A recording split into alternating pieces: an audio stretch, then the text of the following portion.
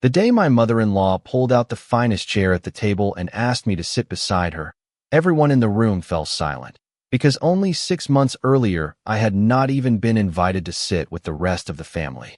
My name is Grace Miller, and I still remember how strange that moment felt.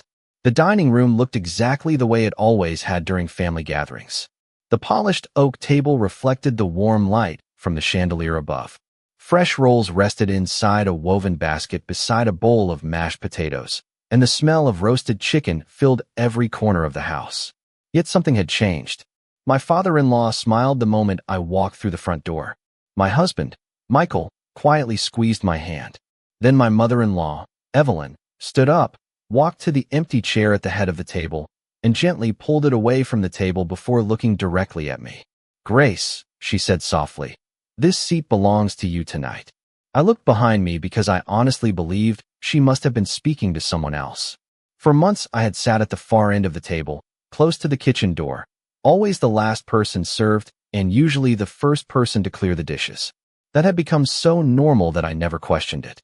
The room remained completely still while I hesitated. Even Lauren, my sister-in-law, lowered her fork and watched without saying a word. I finally stepped forward, unsure whether I should accept the invitation. Evelyn rested one hand on the back of the chair and smiled with eyes that looked very different from the guarded expression I had grown used to seeing. "Please," she said, "our family would not be here without you." Those words settled over the room more heavily than anyone expected. Michael looked at me with quiet pride, while Robert slowly nodded as though he had been waiting a long time for this moment. I sat down carefully, still wondering if I was dreaming. The china plates, crystal glasses, and folded linen napkins looked exactly as they always had, but the feeling inside that room had completely changed. For the first time since becoming part of the Miller family, I did not feel like a guest who had overstayed her welcome. I felt seen. I felt respected. I felt as though someone had finally looked beyond the thrift store dresses, the second-hand car, and the tiny apartment where Michael and I had started our marriage. Conversation slowly returned, but I noticed something remarkable. No one hurried to speak. It was almost as if everyone understood that this dinner meant more than the food placed before us. It marked the end of something painful and the beginning of something none of us had imagined a few months earlier. As I looked around the table, I caught sight of the family photographs hanging on the dining room wall. Every generation of the Miller family smiled from those frames, and I wondered if one day my own picture would finally feel as though it belonged there too. Evelyn gently reached across the table and placed her hand over mine. "I owe you an apology," she whispered. Her voice trembled slightly, and I could tell those words had not come easily. I did not answer right away because my thoughts had already traveled back to the day I first walked through the front door of this house carrying a homemade pie and more hope than experience. Back then, I believed kindness alone would be enough to earn a place in a family. I had no idea how difficult that journey would become or how many quiet moments of doubt I would carry before this evening finally arrived. If someone had told me then that the same family who once questioned whether I belonged would one day save the best seat for me, I never would have believed them. But every family has a story hidden beneath the conversations shared around the dinner table, and ours had begun 6 months earlier with a smile that never quite reached anyone's eyes. 6 months earlier, I stood on the front porch of the Miller family home holding a warm apple pie that had taken me nearly 3 hours to bake in the tiny apartment Michael and I had rented after our wedding. The house was larger than any place I had ever lived, with white columns, neatly trimmed hedges, and a wide front porch that seemed to belong in one of those family magazines people left on coffee tables. I remember smoothing my simple blue dress before Michael reached for the doorbell. It was the nicest dress I owned, purchased from a small thrift store only a week before the wedding. I hoped no one would notice. The front door opened almost immediately. Evelyn greeted her son with a warm embrace before turning toward me with a polite smile that never quite reached her eyes. "Welcome," she said. "Come in." Her words were kind, but they carried the careful distance people sometimes use with strangers. I stepped inside and handed her the pie. "I thought everyone might enjoy dessert," I said. She thanked me and placed it on the kitchen counter without looking at it again. Within minutes, the dining room filled with conversation. Robert greeted me with genuine warmth and asked about my new teaching assistant position at the community library. Lauren, however, seemed more interested in asking where Michael and I planned to live now that we were married. When Michael proudly explained that we had rented a small apartment until we could save more money, Lauren smiled politely and replied, "Well, everyone has to start somewhere."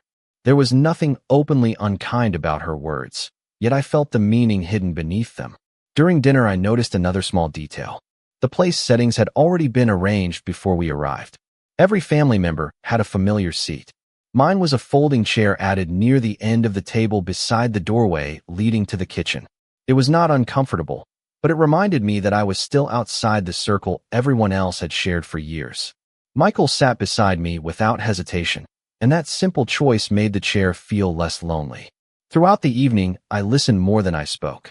Conversations turned to vacations, investment plans, and childhood memories that everyone except me understood. Whenever I tried joining in, someone else gently changed the subject without realizing it. No one insulted me. No one raised a voice. Yet I left dinner carrying the quiet feeling that I had been evaluated rather than welcomed.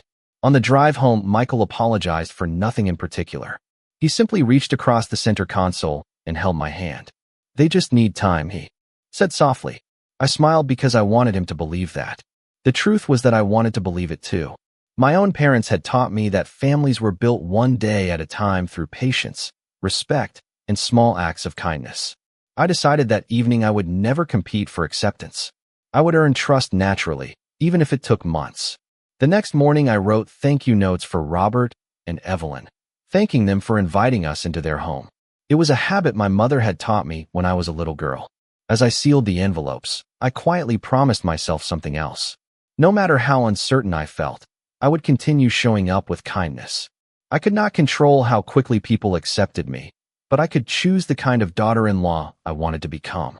At the time, I had no idea that the smallest choices made during those ordinary days would eventually change the way the entire Miller family saw me. Over the next several weeks, I discovered that acceptance rarely disappeared because of one painful moment. It faded through dozens of ordinary moments that seemed too small to notice until they quietly became part of everyday life. Every Sunday afternoon, Michael and I drove across town to visit his parents. I always arrived a little early because I believed offering help before being asked was one way to show respect. I carried groceries inside, folded napkins before dinner, and washed dishes after everyone finished eating. Evelyn thanked me politely each time. Yet there was always a feeling that I had completed a task rather than shared a family tradition. Lauren usually arrived a little later wearing fashionable clothes and carrying expensive desserts from a bakery downtown. Everyone admired how beautiful they looked before they even tasted them. I smiled and complimented her choices because they truly were lovely. My homemade recipes never received the same attention, but I reminded myself that kindness should never depend on applause. One rainy Saturday, Robert slipped while carrying a heavy box from the garage into the basement. He was not seriously hurt, but his lower back became stiff enough that walking was uncomfortable for several days. Evelyn worried constantly, while Michael had long hours at work. Since the community library where I worked closed early that week, I stopped by every afternoon to help. I organized medications on the kitchen counter, prepared simple meals, and made sure Robert had everything he needed before I returned home each evening. He often thanked me with genuine appreciation, telling stories about Michael's childhood while we shared quiet cups of tea in the late afternoon. Those conversations slowly became my favorite part of the week because they felt honest and uncomplicated. One evening, Evelyn walked into the kitchen while I was preparing homemade chicken soup using a recipe my mother had taught me years before. She watched silently for a few moments before asking where I had learned to cook. I smiled and explained that growing up we rarely had extra money, so my parents taught me to make simple meals stretch a little farther without sacrificing warmth or flavor. She nodded politely, but said nothing more. I could not tell whether she understood or whether my answer had only reminded her how different our backgrounds were. A few days later, several neighbors visited Robert to see how he was recovering. One of them complimented the spotless kitchen and asked Evelyn how she had managed to keep everything running so smoothly while caring for her husband. Evelyn smiled graciously and accepted the compliment without mentioning that I had spent most afternoons there. I did not interrupt. Recognition had never been the reason I came. As the guests left, Robert quietly looked toward me with an expression that suggested he had noticed the silence too. Later that evening, While I packed leftovers into small containers for the refrigerator, he thanked me again. Families remember more than people realize, he said gently. Sometimes it simply takes longer than we expect. I carried those words with me during the drive home. Michael apologized once again for how uncomfortable I sometimes seemed during family gatherings, but I squeezed his hand and told him not to worry. I believed people revealed who they truly were over time, not during perfect holidays or carefully planned dinners. If I wanted to become part of this family, I would do it one quiet day at a time. Looking back now, I realize those ordinary afternoons planted the first small seeds of change, even though none of us could see them growing yet. Autumn arrived earlier than expected that year, bringing cool mornings and quieter afternoons. The maple trees lining the streets outside the Miller neighborhood slowly turned shades of amber and crimson, but inside the family, another kind of season had begun. Robert recovered enough to return to his woodworking projects in the garage, yet I noticed something had changed in the way he watched the people around him. He listened more carefully than before. He paid attention to the smallest acts of kindness that most people overlooked. One Saturday morning, Michael received unexpected news that the engineering company where he worked would be reducing staff after losing a major contract. Although his position had not been eliminated, his hours were temporarily cut, and the overtime we had relied on for months disappeared almost overnight.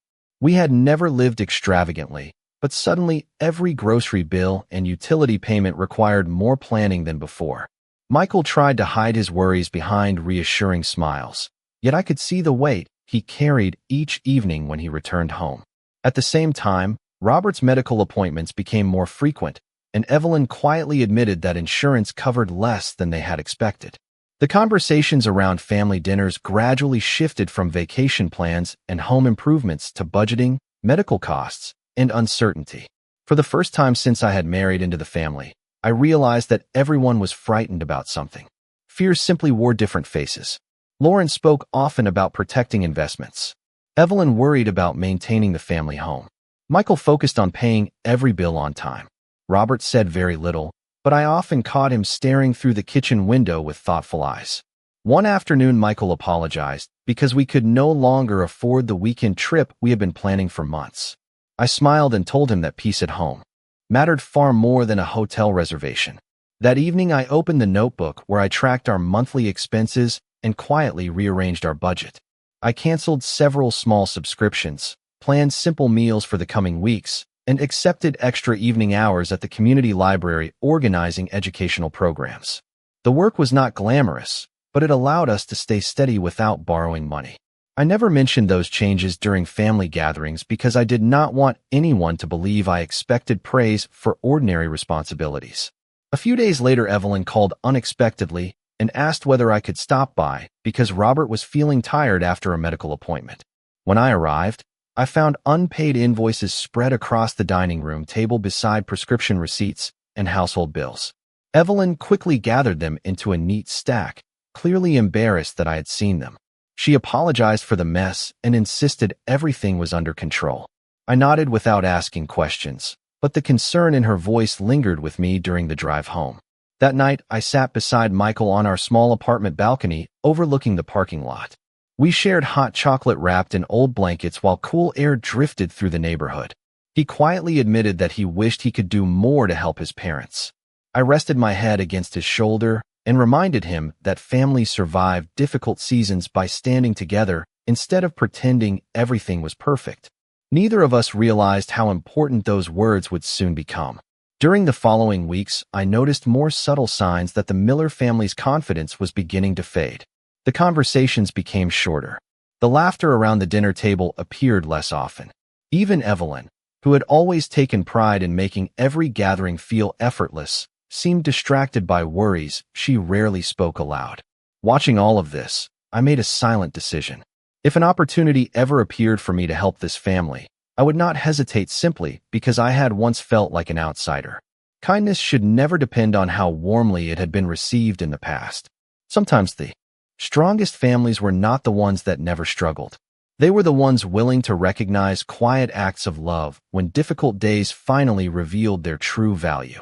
The opportunity arrived on an ordinary Wednesday morning when I received a phone call from the director of the community library. A regional education foundation had announced an emergency grant to help local families whose household income had been affected by recent layoffs and medical expenses. The library had been asked to coordinate applications because many residents needed assistance completing the paperwork.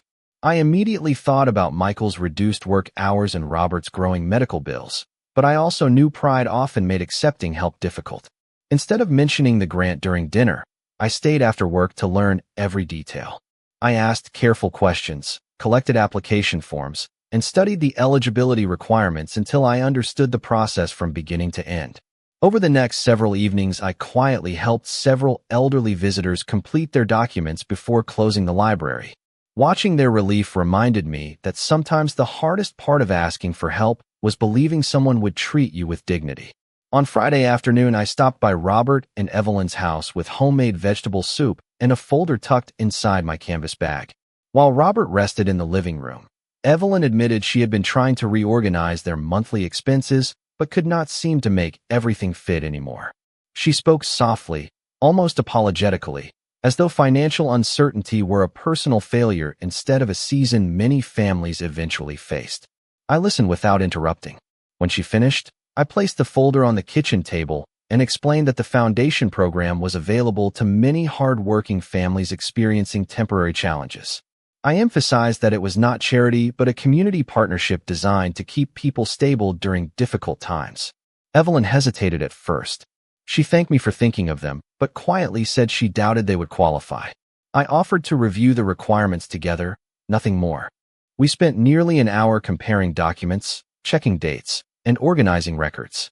By the time we finished, it became clear that Robert's medical expenses and Michael's temporary reduction in income made the household eligible for several forms of assistance. Evelyn stared at the completed application for a long moment before looking at me with genuine surprise. She admitted she never would have discovered the program on her own. I simply smiled and told her that information was often just as valuable as money when people needed a fresh start. During the following week, I continued helping them gather supporting documents whenever I visited after work. Robert joked that I had become the family's unofficial organizer, and for the first time I heard Evelyn laugh without reservation.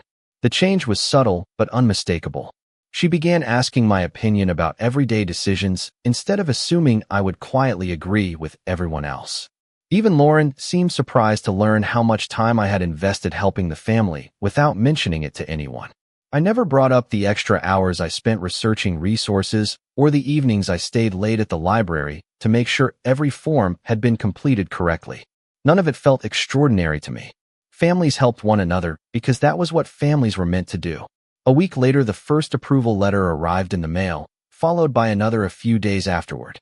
The assistance did not solve every problem, but it eased enough pressure that everyone could breathe a little easier. Michael hugged me when we learned the news, grateful not only for the financial relief, but for the hope it restored. As I watched Evelyn quietly fold the approval letters and place them inside the kitchen drawer where she kept important family papers, I noticed something different in the way she looked at me. The distance that had once filled every conversation seemed just a little smaller, and although neither of us spoke about it, I sensed that the wall between us had finally begun to crack. The first real change did not arrive with a grand announcement or an emotional apology. It arrived through quiet moments that would have been easy to overlook if I had not been paying attention. A few days after the approval letters arrived, Evelyn called while I was shelving books at the library. Instead of asking whether I could come over to help with paperwork or prepare dinner, she simply asked whether I would like to join her for coffee the following Saturday morning. For a moment, I wondered whether I had misunderstood the invitation. During the months since Michael and I married, every visit had revolved around family obligations. This was the first time she had invited me to spend time with her simply because she wanted my company. When Saturday arrived, I drove to her house just after 9 o'clock. The kitchen smelled of fresh cinnamon rolls, and sunlight poured through the windows above the sink. Evelyn had already poured 2 cups of coffee before I even took off my coat. We sat together at the small breakfast table instead of the formal dining room, where conversations had always felt guarded. For several minutes we talked about ordinary things. The changing weather, a new flower bed she hoped to plant in the spring, the children's reading program at the library. The conversation flowed more naturally than I expected, and for the first time I sensed that she was trying to know me rather than evaluate me. Eventually, she looked down at her coffee cup and spoke softly. She admitted that she had spent too much time judging people by what they appeared to have instead of who they truly were. She did not ask for immediate forgiveness, nor did she excuse her behavior. She simply acknowledged that she had been wrong. I listened quietly because I knew how difficult those words must have been for someone who had always taken pride in being strong. Before I could respond, Robert walked into the kitchen carrying a small wooden box he had recently finished in his workshop.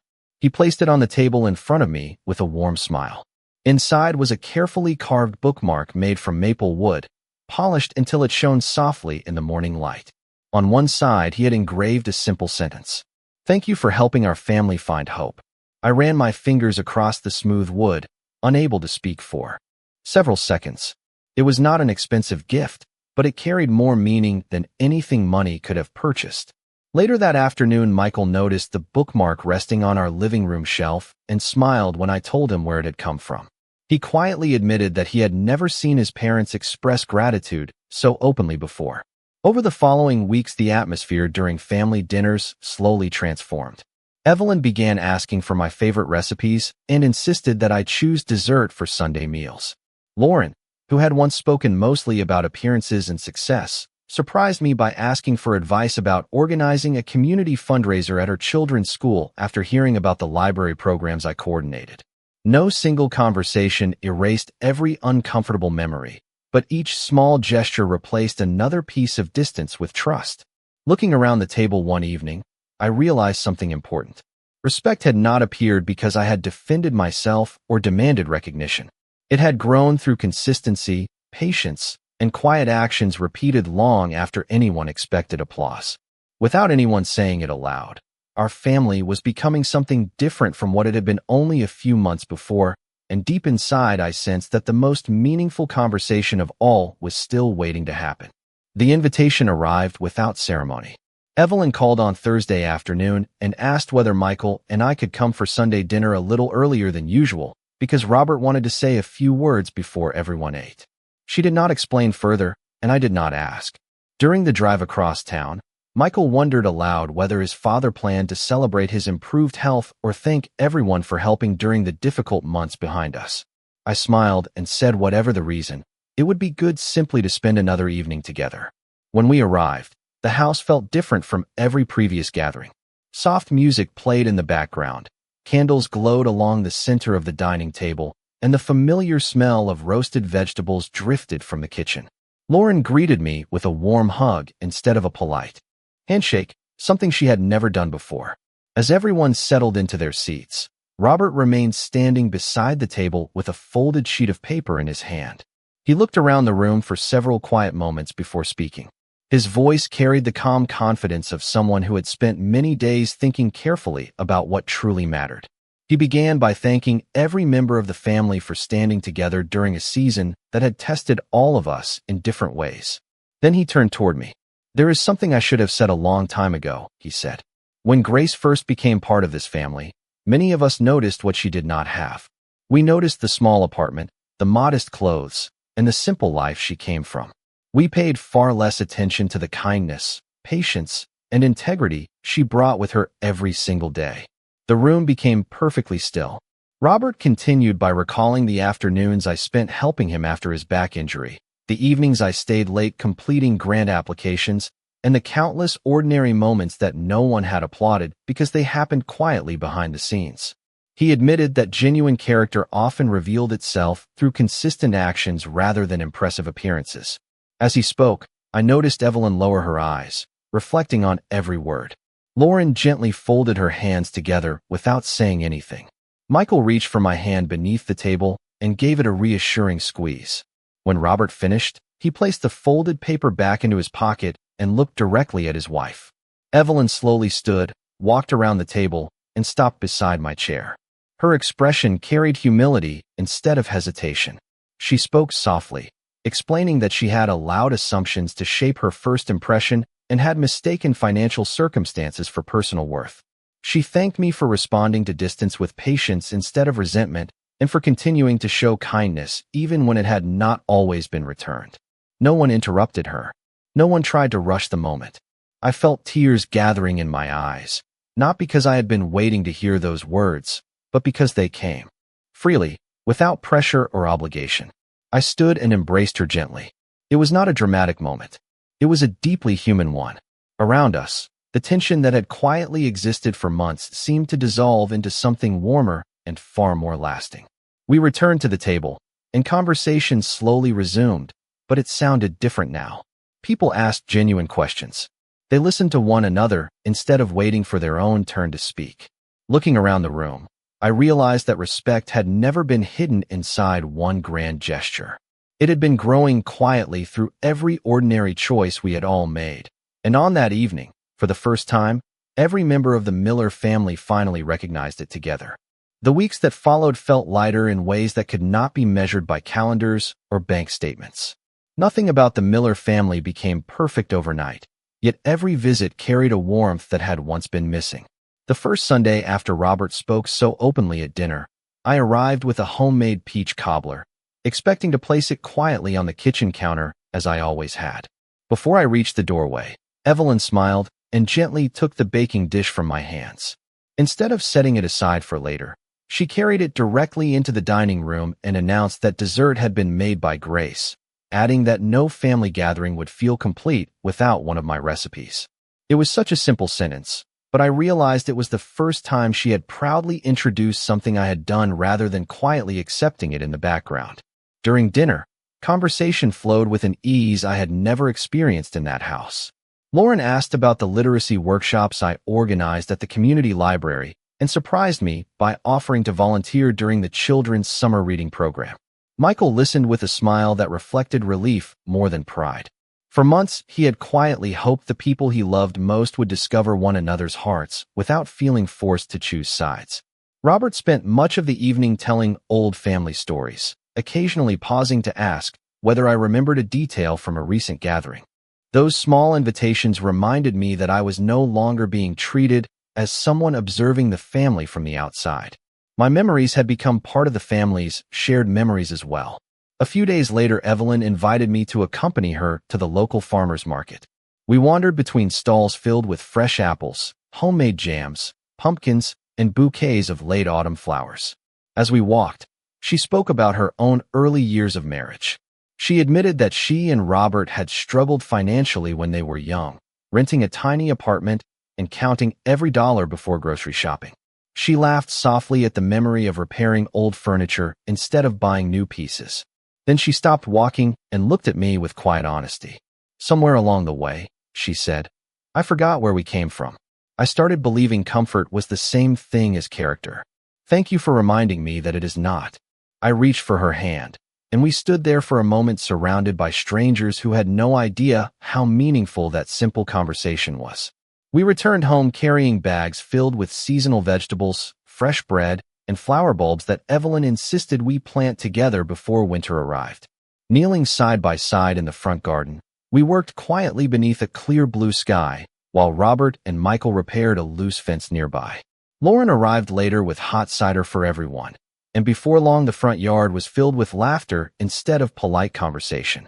Looking around at the people beside me, I understood that acceptance had never been about earning a place through perfection. It had come through steady compassion shown even when appreciation was uncertain. As the last flower bulbs disappeared beneath the soil, Evelyn smiled and said she could not wait to see them bloom in the spring. I smiled back because I realized our family had planted something far more lasting than flowers. We had planted trust, and after everything we had experienced together, I believed it would continue growing for many seasons to come. Several months later, the memory of those difficult days no longer felt like an open wound.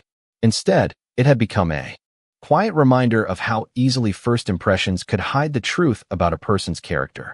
Spring finally arrived, and the flower bulbs Evelyn and I had planted together pushed through the soil in bright shades of yellow, purple, and white. Every time I visited the Miller house, I paused for a moment beside the garden before walking inside. It reminded me that the strongest things often grew where patience had been planted first. On the first Sunday of April, the family gathered once again for our usual dinner. As I stepped through the front door carrying a basket of fresh bread, I noticed something that made me smile. The folding chair that had once been placed near the kitchen doorway was gone. In its place stood a matching dining chair identical to every other seat around the table.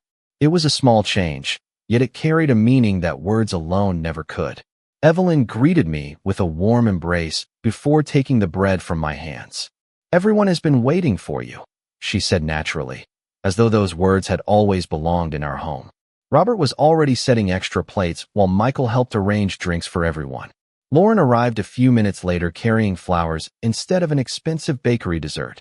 She laughed and admitted she had tried one of my recipes the week before, although she confessed it still was not nearly as good as mine. We all laughed together, and for the first time I realized the laughter reached every corner of the room without hesitation. During dinner, Robert raised his glass and thanked the family for standing beside one another through every season, both joyful and difficult. He spoke about resilience, kindness, and the importance of seeing people for the values they carried rather than the possessions they owned. When he finished, Evelyn quietly stood and walked to the head of the table. Instead of sitting down herself, she gently pulled out the chair beside her and looked directly at me. "Grace," she said with a smile filled with genuine affection, "this has become your place."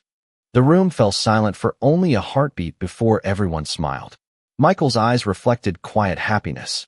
Lauren nodded with complete sincerity. I felt tears gathering again, not because I needed recognition, but because I understood how much had changed inside every heart around that table. I took my seat, looked around at the faces surrounding me, and realized I was no longer wondering whether I belonged. I already knew the answer. As dinner continued, the conversations moved easily from family stories to future plans, summer vacations, and Robert's newest woodworking project.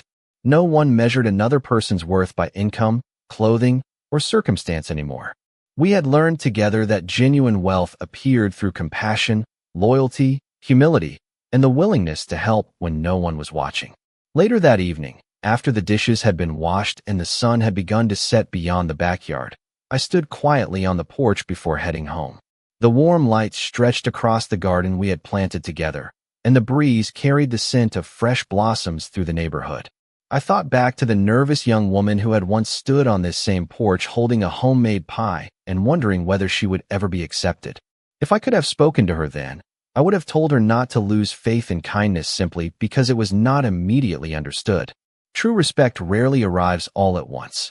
It grows through steady actions, quiet integrity, and a generous heart that refuses to become bitter. Looking back now, I realized that the greatest gift I received was never a special chair or heartfelt apology. It was the chance to become part of a family that learned, together, that love becomes strongest when it is built on understanding instead of assumptions.